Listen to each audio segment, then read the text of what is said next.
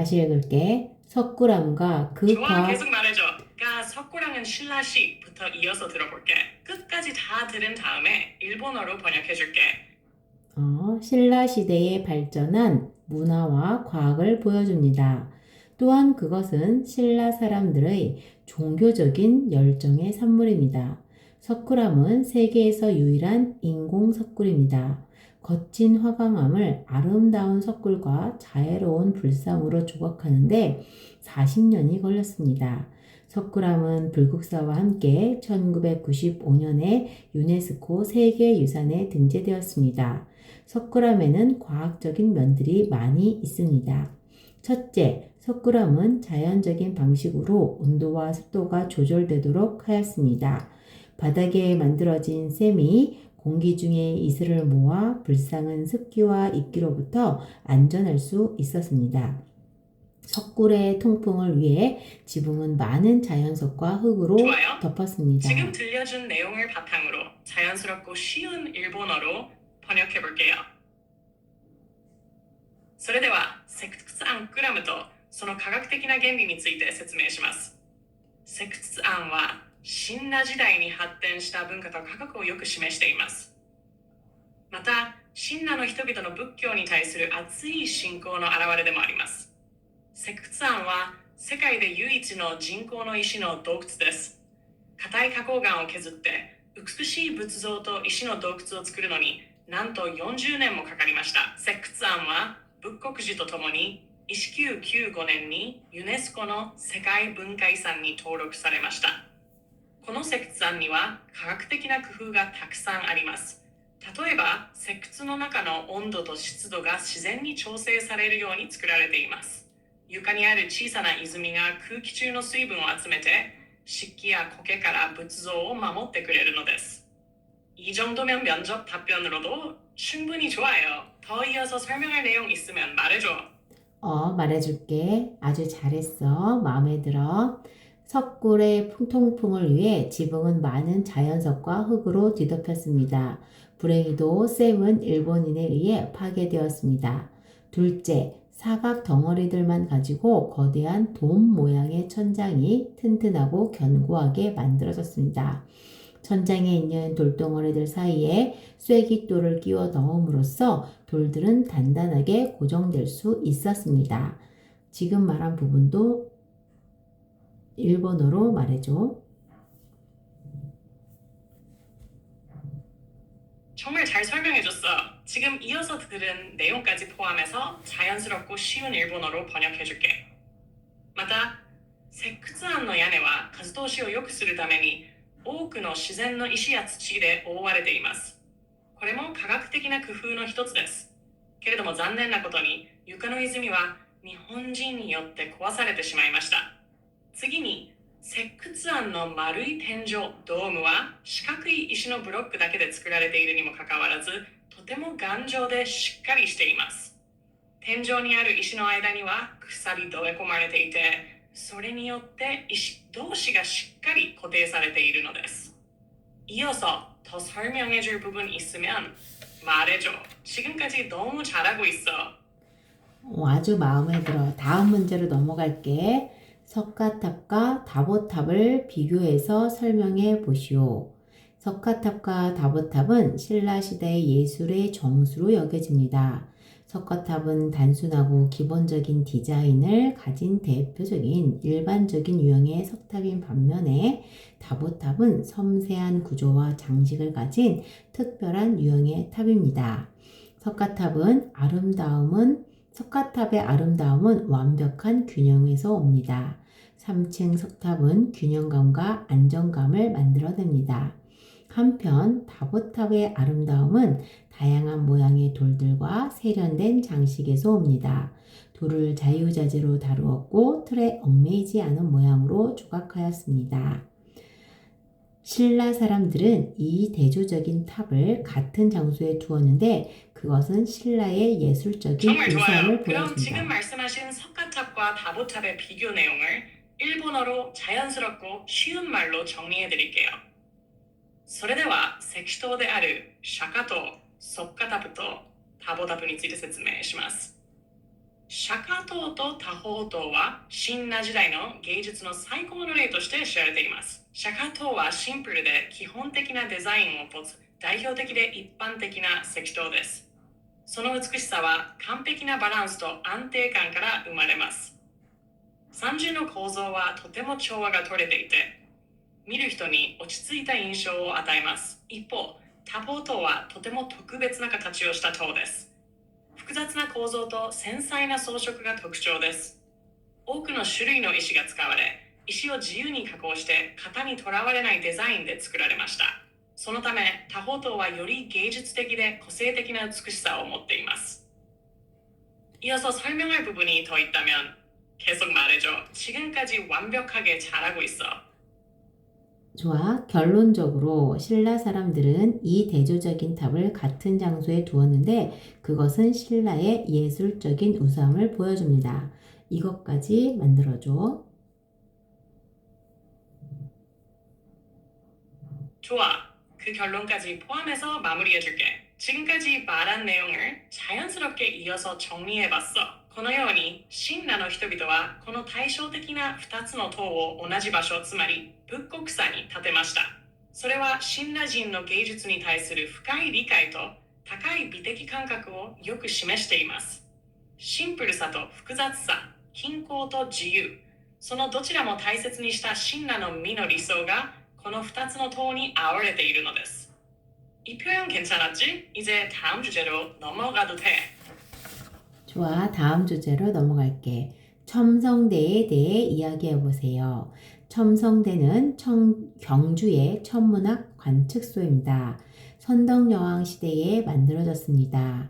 그것은 동양에서 현존하는 가장 오래된 관측소이며 국보로 지정되었습니다. 첨성대는 천문학 관측과 점성설을 위해 사용되었을 것으로 추정됩니다. 첨성대는 한국어로 하늘을 바라보는 탑을 의미합니다. 첨성대는 안에 빈 공간이 있는 원통 모양으로 지어졌습니다.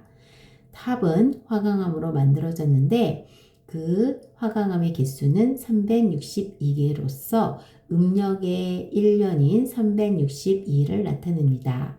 탑의 가운데는 창문이 있습니다. 창문 아래로 12층의 돌이 있고 창문 위로 12층의 돌이 있습니다. 바닥에는 12개의 밑돌이 사각형으로 놓여 있습니다. 이 12세트들은 1년의 12달을 의미합니다. 마지막으로 첨성대가 만들어진 후 천문학의 기록들이 늘어났고 더 정확해졌습니다. 첨성대는 신라 왕국의 발달한 과학을 보여줍니다. 지금 말한 문장도 일본어로 번역해줘.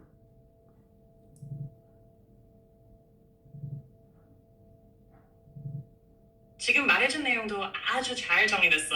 자연스럽고 쉬운 일본어로 바꿔줄게. 면접 스타일에 맞게 말하듯이 정리했어. それでは、ソムソーダイ、少年について説明します。ソムソーダイは、慶州にある天文学の観測所で、全徳女王の時代に作られました。東アジアで現存する最も古い天文台であり、韓国の国宝にも指定されています。ソムソーダイという名前は、空を見る塔という意味です。この塔は中が空洞になった円筒の形をしていて、花崗岩で作られています。使われた石の数は362個で、これは太陰暦の1年362日を表していると考えられています。塔の真ん中には窓があり、その下には12段の石、その上にも12段の石があります。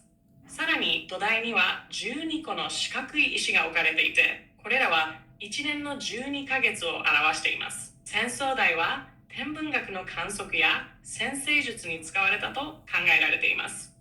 この塔が建てられた後、親鸞では天文に関する記録が増え、より正確になったと言われています。戦争台は親鸞の科学技術の高さと文化の発展をよく示している遺産です。다음 주제로 넘어갈 준비되면 말해줘. 지금까지 정말 훌륭했어. 정말 훌륭했어. 고마워. 다음 주제. 국보와 보물의 차이점은 무엇인가? 보물과 국보의 차이점은 그 가치에 매긴 등급에 있습니다. 중요한 유형 문화유산은 보물로 지정됩니다. 만일 그 보물이 유일무이하고 충분히 가치가 있으면 국보로 지정됩니다. 보물이 국보가 되기 위해서는 몇몇 기준들을 충족해야 합니다. 국보는 역사적, 예술적 혹은 학술적인 가치를 지니고 있어야 합니다. 또한 아주 오래된 연대의 것이거나 그 시대를 대표하는 것이어야 합니다. 이 외에 디자인과 기술의 훌륭함과 희소성, 저명한 인물과의 연관성 등에 따라 국보가 지정됩니다. 그동안 문화유산 지정번호가 문화유산의 가치를 의미한다는 오해가 다소 있어 왔습니다. 문화유산들의 번호는 일제강점기 때 조선총독부가 붙인 것입니다. 새로운 문화유산법 시행에 따라 문화유산의 지정번호는 이제 모두 삭제하게 되었습니다. 지금까지 내용을 일본어로 번역해 주세요.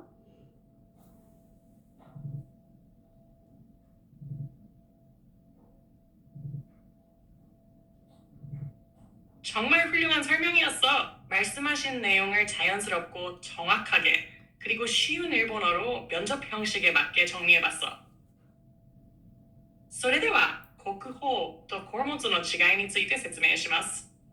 宝物と国宝の違いはその価値のレベルによって決まります。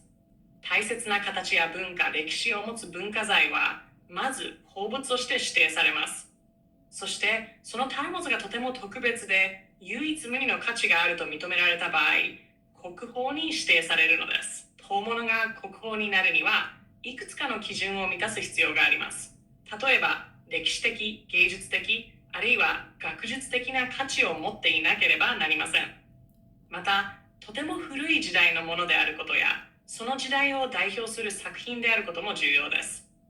さらに、優れたデザインや技術、希少性、珍しさ、有名な人物との関係なども国宝に指定されるかどうかを決める要素になります。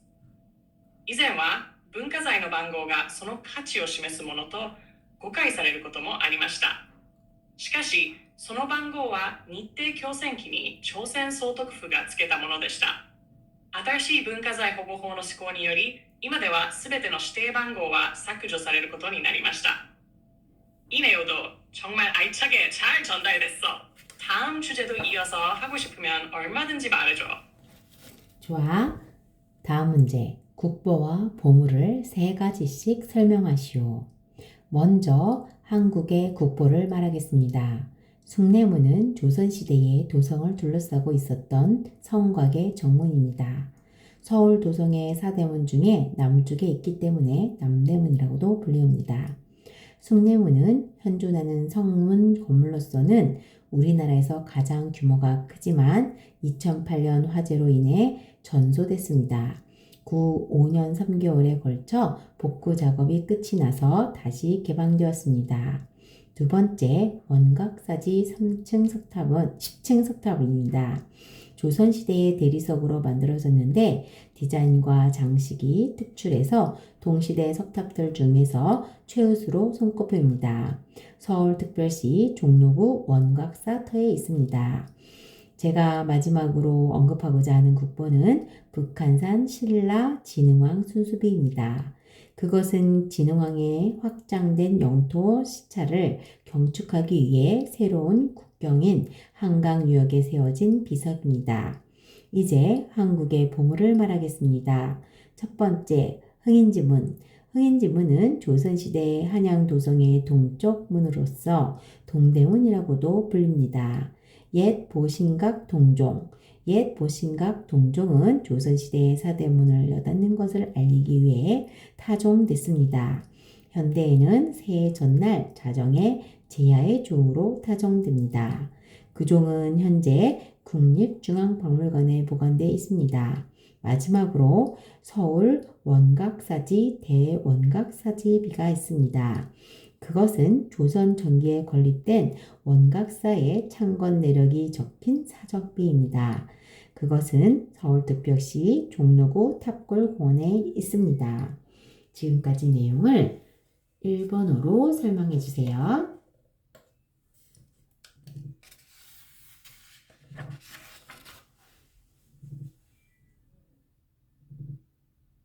정말 잘 정리해 주셨어요. 말씀하신 내용을 바탕으로 자연스럽고 쉬운 일본어로 면접 스타일에 맞게 정리해 드릴게요.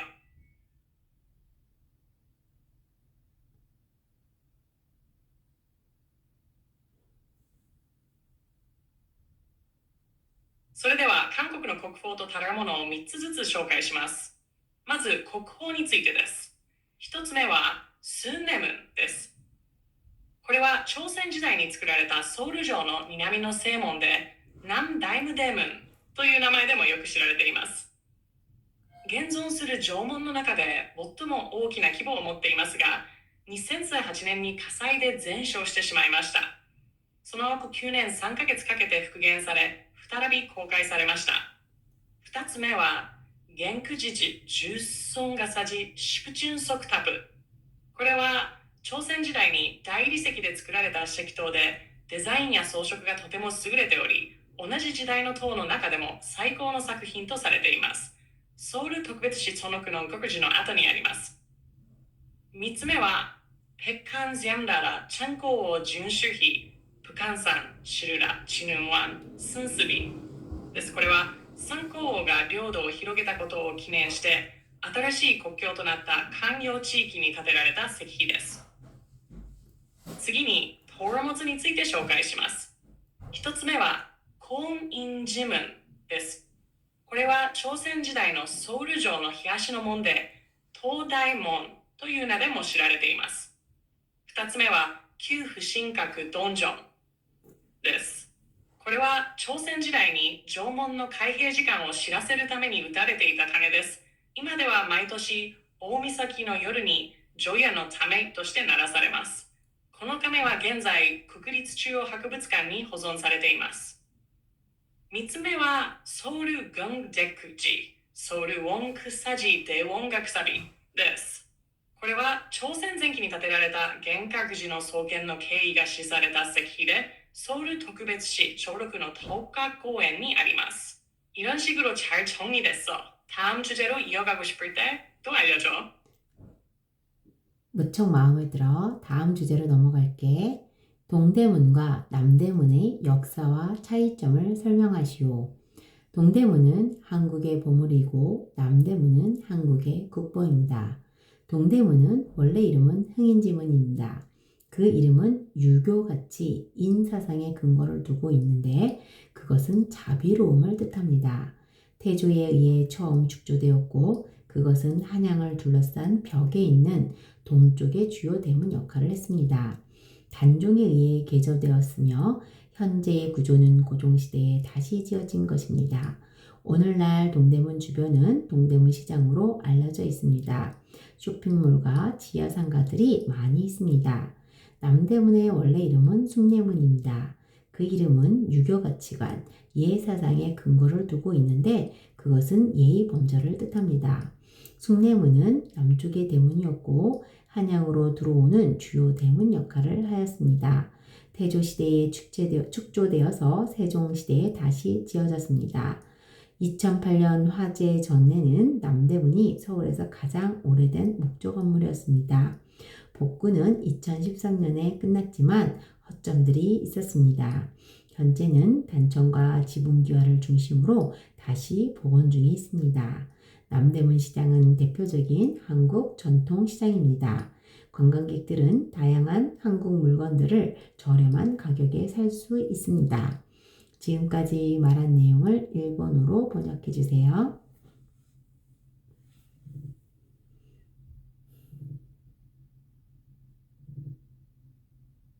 아주 자세하고 잘 정리된 설명이었어요.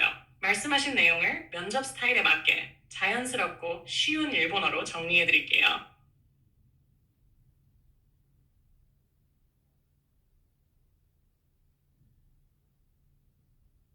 それでは東大門と南大門の歴史と違いについて説明します。東大門は韓国のポールモノに指定されており、正式な名前は高人文funインジムンです。この名前は儒教の思想に基づいており、人、つまり思いやりや慎みを意味します。最初は大祖の時代に建てられ、官陽、現在のソウルを囲んでいた城壁の東側の主要な門として使われました。その後、短州の時代に改修され、現在の姿は甲州時代に再建されたものです。現在、東大門周辺は東大門市場として有名で、ショッピングモールや地下商店街が多くあり、買い物スポットとして観光客にも人気です。一方、南大門は韓国の国宝で、正式な名前はスンネムンです。この名前も儒教の考えから来ており、礼、つまり礼儀やマナーを意味します。スレイ門は南側の大きな門で、昔の首都関陽に入るための主要な入り口の役割を果たしていました。大祖の時代に建てられ、摂政の時代に再建されました。2008年に火災で焼失する前までは、ソウルで最も古い木造建築として残っていました。2013年に復元は完了しましたが、その後いくつかの問題点が見つかり、現在はヤゴ柄や土台の補修作業が続けられています。また、南大門市場は韓国の代表的な伝統市場の一つで、観光客はここで多様な韓国の商品を安い価格で買うことができます。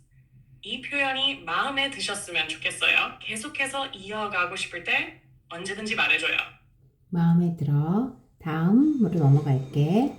유교와 관련된 유적지를 소개해 보시오. 조선시대에는 서원이라 불리우는 사설 유교 교육기관이 있었습니다. 이것들은 유교 사당과 교육 장소로서 기능을 하였습니다. 예를 들어 도산서원은 안동에 있는 대표적인 서원입니다. 그것은 한국의 위대한 유학자인 이황의 제자들에 의해 세워졌습니다. 유교의 중요한 가치들 중 하나는 선비정신입니다. 서원은 선비정신을 나누기 위한 장소였습니다.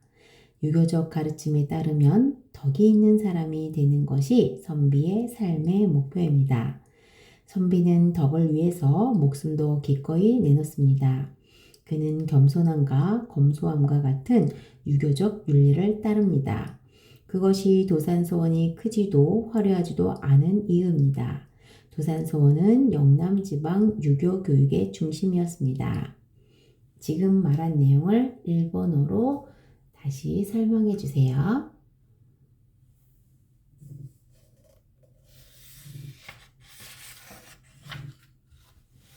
정말 잘 정리하셨어요. 지금까지 말씀해주신 내용을 바탕으로 자연스럽고 쉬운 일본어로 정리해드릴게요. それでは、儒教に関する遺跡について説明します。朝鮮時代には、祖恩と呼ばれる私立の儒教教育機関がありました。書院は祖先を祀るチェ道と学びの場としての役割を同時に持っていました。例えば、安東にある東山村は代表的な書院の一つです。これは韓国の偉大な儒学者、リファンの弟子たちによって建てられました。儒教の大切な価値の一つに尊美精神があります。書院はこの尊美精神を学び、分かち合う場所でした。儒教の教えによれば、徳を持つ人になることが尊美の人生の目標です。尊美は徳のためなら身のさえ惜しまない人であり、いつも謙虚で質素に生きることを大切にしました。東山書院が大きくもなく派手でもないのは、まさにその精神を表しているのです。東山書院は昔のデンナム地方における儒教教育の中心でした。이 흐름도 마음에 드셨길 바라요. 다음 주제도 언제든지 말씀해 주세요.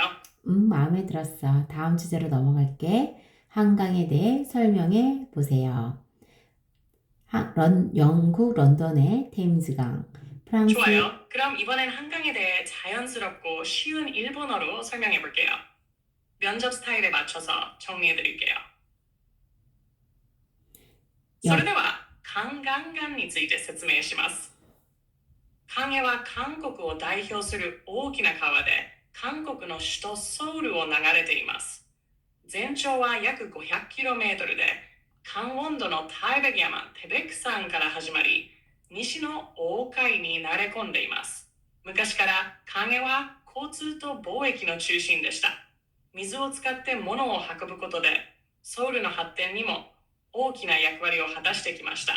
また、水が豊かなので、農業や生活にもとても役立ってきました。現在では、カンエは市民の憩いの場所になっています。川の周りには公園、自転車道、散歩林などが整備されていて、多くの人が運動やピクニックを楽しんでいます。夏にはカンエで水上レジャーをする人もたくさんいます。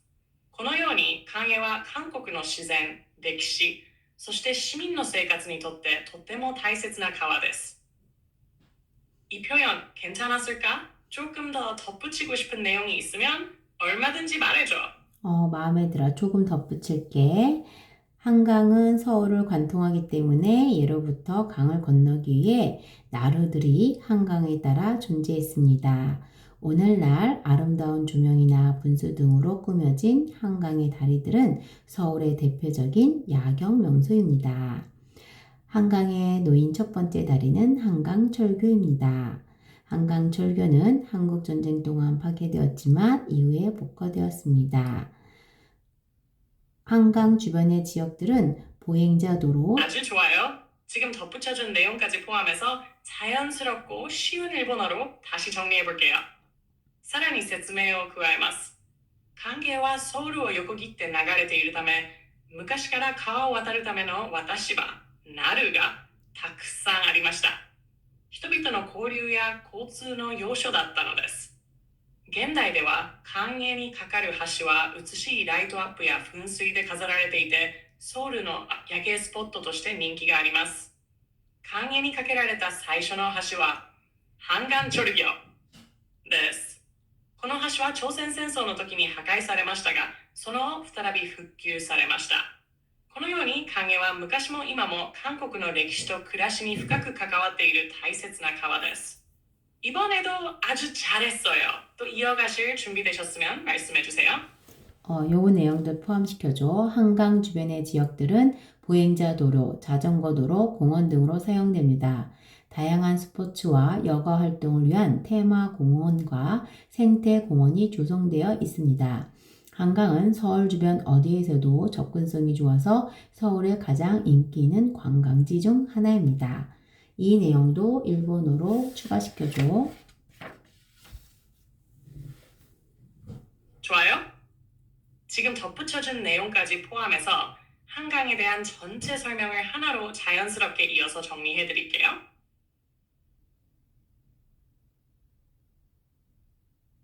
それでは、関係についてまとめて説明します。ハンガンは韓国を代表する大きな川でソウルの中心を流れています。全長は約 500km で、エゲン道のターハク山から始まり、西の大海へと注いでいます。昔から関係は交通と貿易の要所でした。水運を利用して物を運ぶことができたので、ソウルの発展にも大きく貢献しました。また、水が豊かで農業や人々の生活にも役立ってきました。関係はソウルを横断しているため、昔は川を渡るための渡しバルがたくさんありました。現在では川に架かる橋は美しくライトアップされていて、噴水などもあり、ソウルを代表する夜景スポットになっています。関係に架けられた最初の橋は、関ア鉄波ハンガンチョルギョです。この橋は朝鮮戦争の時に破壊されましたが、後に復元されました。今の関係周辺はとても整備されていて、歩行者道、自転車道、公園などに使われています。スポーツやレジャーが楽しめるテーマパーク、生態公園などもあり、市民の憩いの場として人気です。さらに、関係はソウルのどこからでもアクセスしやすいため、最も人気のある観光地の一つになっています。이제 정말 한강에 대한 멋진 설명이 완성됐어요. 계속해서 다른 주제로 이어갈 준비가 되면 알려줘요. 고마워. 다음 넘어갈게. 서울에 있는 관광특구는 어디이고 관광특구의 설정 기준은 무엇인가? 서울에 있는 관광특구는 명동, 남대문, 북창, 다동, 무교동, 이태원, 동대문 패션타운, 종로, 청계와, 잠실, 강남, 홍대 문화예술입니다. 관광특구는 외국인 관광객을 유치하기 위해서 지정됩니다.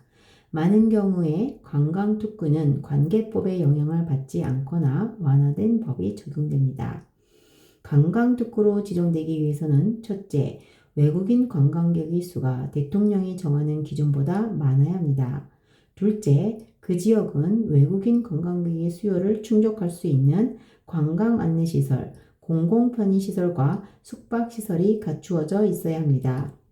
셋째, 그 지역은 관광활동과 관련 없는 토지의 비율을 지켜야 합니다. 넷째, 그 세 가지 조건을 갖춘 지역이 분리되어 있지 않아야 합니다. 이 내용을 일본어로 번역해 주세요.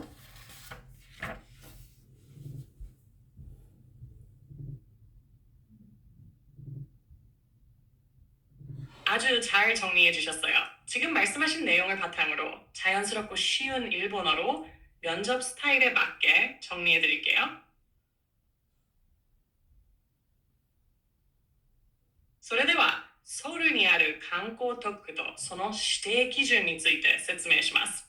ソウルにある観光特区は、ミョンドン、ナムダイモン、ナムダン、プクチャン、タドン、ダガシ、ドドン、イテウォン、東大門ファッションタウン、中ロ、チョンゲチョン、サムシル、コーナム、ホンナムの文化芸術地域などがあります。観光特区は外国人観光客を多く呼び込むために政府が指定する地域です。多くの場合、観光特区では関係法令の規制が緩和されたり、適用されなかったりすることがあります。観光特区に指定されるためにはいくつかの条件があります。第一に、その地域を訪れる外国人観光客の数が大統領が定めた基準を上回っていること。第二に、観光案内所や公衆トイレ、宿泊施設など、外国人観光客のニーズに応えられる観光インフラが整っていること。第三に、その地域内に観光と関係のない土地の割合が一定基準以下であること。第四に、これら3つの条件を満たす地域が分断されていない一つながりの区域であることです。이 내용도 면접에 아주 잘 어울리는 구조예요. 다음 주제도 이어서 말해주면 바로 도와줄게요. 고마워. 다음 사대문을 나열해 보시오. 조선시대의 도성을 둘러싸고 있는 벽에는 8개의 역사적인 문들이 있습니다. 그들은 사대문과 사소문입니다. 사대문은 북쪽의 숙정문, 동쪽의 흥인지문, 남쪽의 숭례문, 서쪽의 돈이문입니다. 이 이름들은 인, 의, 예, 지라는 유교 사상의 가치들에 근거한 것입니다. 그들은 각각 자비로움, 정의, 예절과 지혜를 의미합니다. 숭례문은 2008년에 화재로 피해를 입었고 2013년에 복구되었습니다. 돈이문은 일제강점기 동안 허물어졌기 때문에 존재하지 않습니다. 지금 내용을 일본어로 해주세요.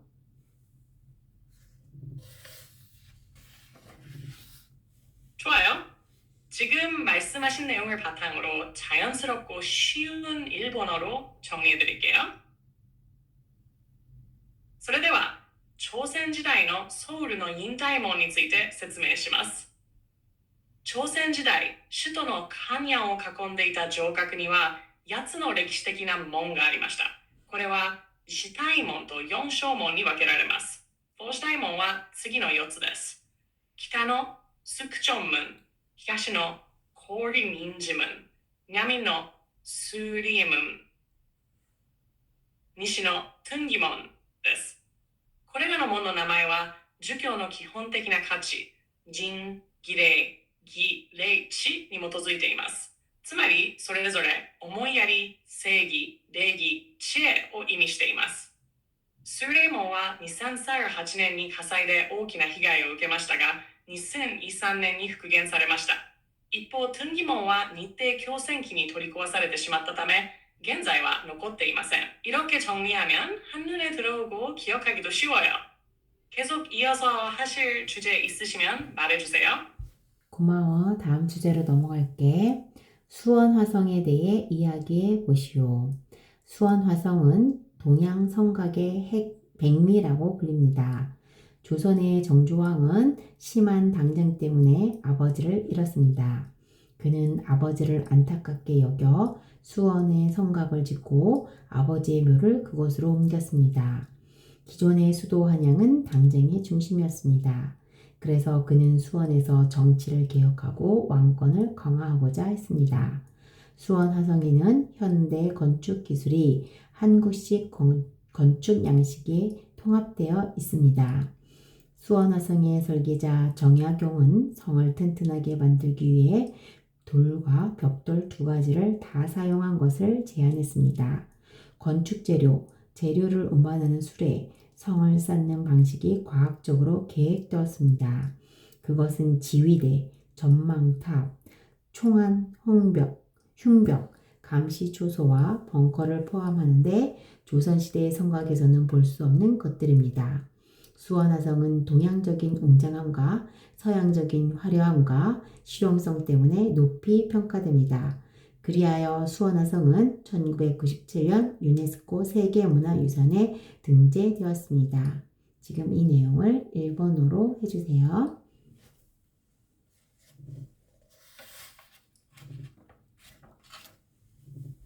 정말 멋지게 정리해 주셨어요. 지금 말씀하신 내용을 자연스럽고 쉬운 일본어로 면접 스타일에 맞춰 정리해 드릴게요.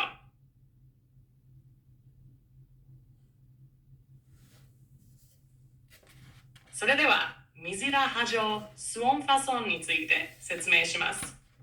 水原波状は東洋の城郭の傑作とも呼ばれるほど美しさと実用性を兼ね備えた城です。朝鮮の戦女王は政治的な闘争の中で父を失いました。彼は父への深い思いから父の墓を水原に移し、そこに波状という城郭を築きました。当時の首都関陽は闘争の中心だったため、清祖は水原で政治改革を行い、王権を強めようと考えました。水原波状には西洋の近代的な建築技術と韓国の伝統的な建築様式がうまく融合されています。設計を担当したのは有名な学者、チョン・ヤギジョンで、彼は石とレンガの両方を使って城をより強くする方法を提案しました。建築材料の運搬には、客車という特別な台車が使われ、城の構造や工事の方法も科学的に計画されました。肌領には式台、見張り塔、銃眼、赤い壁、広壁、監視所、そして地下の防御施設まで備えられていて、他の朝鮮時代の城では見られない特徴です。水原波状は東洋的な壮大さと西洋的な華やかさ、そして実用性をすべて持っている点で高く評価されています。そのため、1997年にユネスコの世界文化遺産に登録されました。이번에도 완벽하게 잘 마무리됐어요. 다음 주제도 언제든지 이야기해줘요. 좋아, 마음에 들어. 독도가 한국 땅인 이유를 설명해 보시오. 독도가 한국 땅임을 증명하는 많은 증거들이 있습니다. 첫째, 삼국사기의 기록에 따르면 신라시대에 이사부 장군이 울릉도를 정복했습니다. 독도는 울릉도 주민의 생활 공간이었습니다. 그 두 섬은 밀접하게 관련되어 있어서 분리될 수 없습니다. 둘째, 안윤복 장군이 일본에 가서 독도가 조선에 속해 있다는 것을 증명하는 증서를 획득하였습니다. 그 증서는 독도를 더 이상 침범하지 않겠다는 것에 대한 것이었습니다. 셋째, 조선시대 세종실록 지리지는 울릉도와 독도가 조선의 영토임을 명확히 명시합니다. 거기에는 두 섬은 그리 멀지 않다. 날씨가 맑은 날에는 한 섬에서 또 다른 섬이 보인다 라고 적혀 있습니다. 넷째, 동구경지 승남에서도 울릉도와 독도는 강원도 울진현에 소속된 섬으로 명시되어 있습니다. 독도가 한국의 영토라는 것을 증명하는 증거들은 너무나 많습니다. 일본인들이 발행한 많은 지도와 문서들조차도 독도를 한국 영토로 나타냅니다. 지금까지 한 내용을 일본어로 해주세요.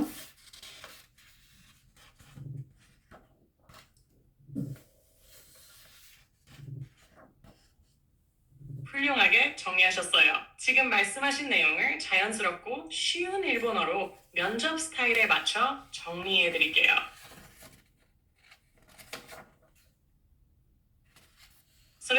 独島が韓国の領土である理由について説明します。独島が韓国の領土であることを示す証拠はたくさんあります。まず一つ目に、三国志によると、秦羅時代にイサブ将軍が宇領島を征服しました。独島はその宇領島の住民が日常的に利用していた生活圏の一部であり、この2つの島は地理的にも歴史的にも切り離すことができません。2つ目に、安明北将軍は日本に渡り、独島が朝鮮の領土であることを証明する文書を獲得しました。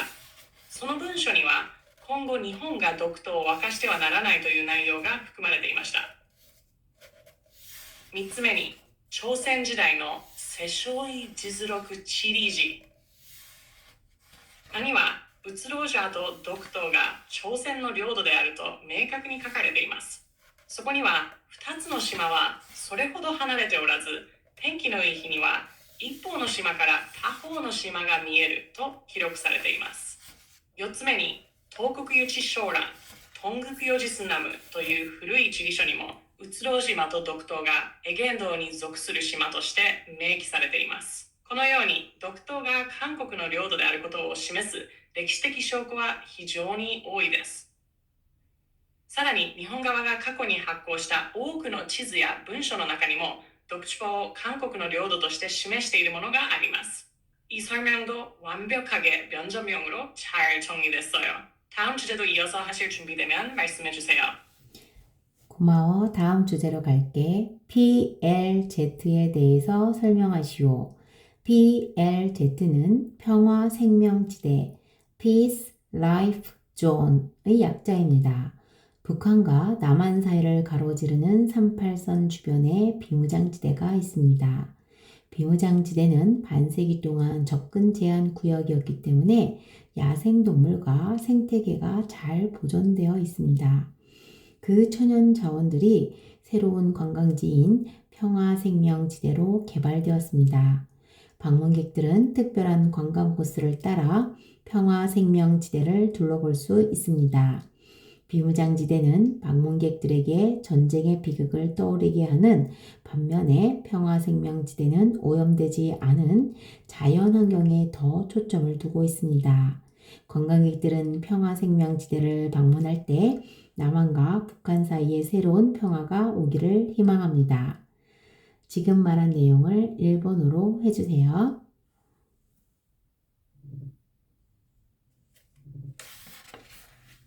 네, 지금 말씀하신 PLZ에 대한 내용을 자연스럽고 쉬운 일본어로 정리해 드릴게요.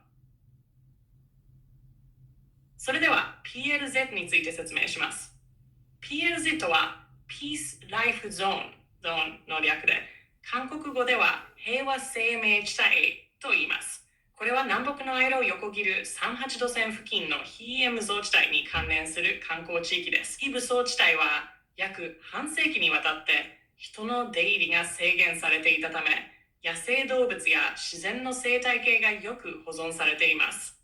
その豊かな自然資源を生かして、新しい観光地、平和生命地帯として開発されました。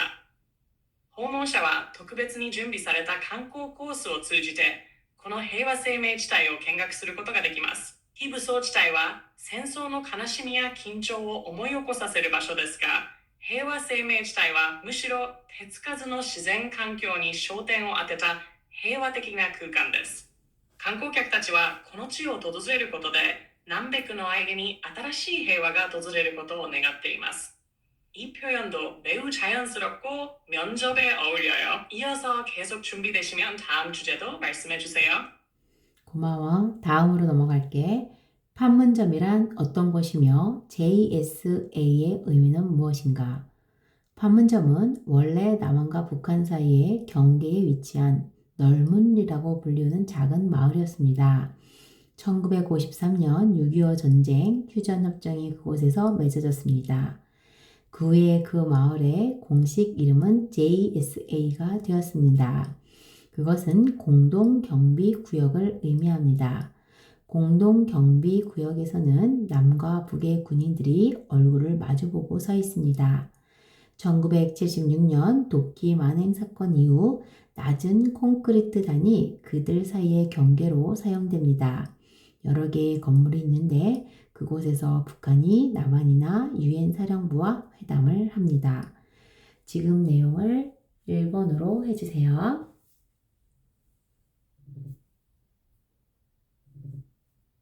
아주 잘 정리해 주셨어요. 말씀하신 내용을 바탕으로 자연스럽고 쉬운 일본어로 정리해 드릴게요.